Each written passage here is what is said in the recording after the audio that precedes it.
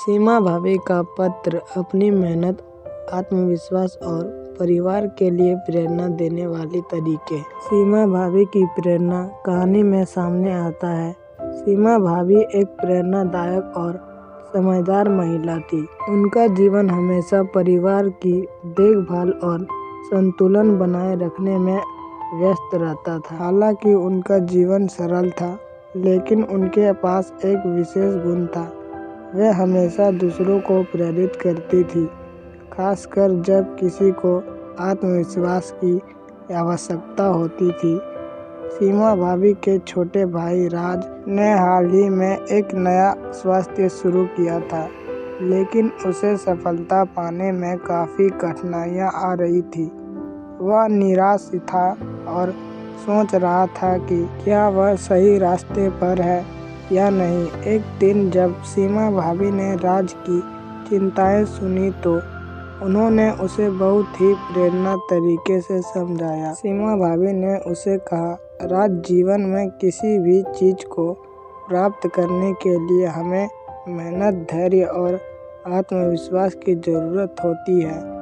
देखो, मैं घर का सारा काम करती हूँ, लेकिन इसका मतलब यह नहीं है कि मुझे कभी रुकना चाहिए। मैं हर दिन नए तरीके से अपने परिवार की खुशहाली के लिए काम करती हूँ। इसी तरह तुम्हें भी अपने स्वास्थ्य में विश्वास रखना होगा।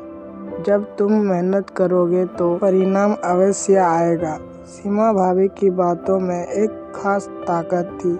उनका आत्मविश्वास और मार्गदर्शन के लिए प्रेरणा का संतुलन बन गया।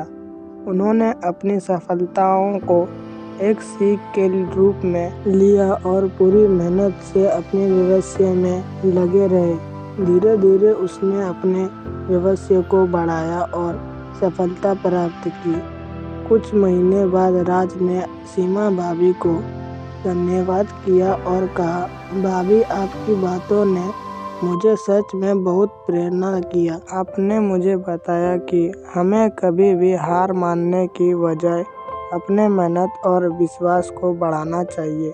सीमा भाभी मुस्कुराई और कहा, राज, तुम्हारी सफलता ही मेरे लिए सबसे बड़ी खुशी है।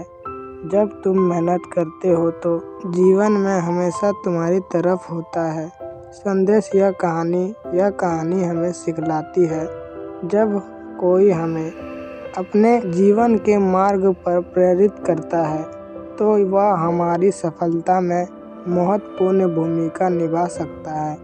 रिश्तों में प्यार और समर्थन के साथ साथ दूसरों को आत्मविश्वास और प्रेरणा देना जीवन में सकारात्मक बदलाव ला सकता है। सीमा भाभी ने अपने भाइयों को अपनी कठिनाइयों का एक सीख के रूप में अपनाने और विश्वास रखने के लिए प्रेरित किया, जो उसे उसकी सफलता तक पहुंचाने में मदद करता है। आई होप कि यह वीडियो हमारा आपको समझ में आ गया होगा। फिर मिलेंगे अगली वीडियो में। तब तक के लिए जय हिंद, वंदे मातरम।